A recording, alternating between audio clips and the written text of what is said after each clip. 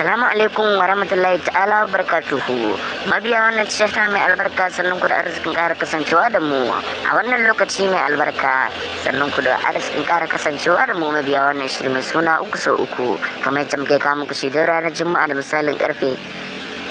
8 na dare.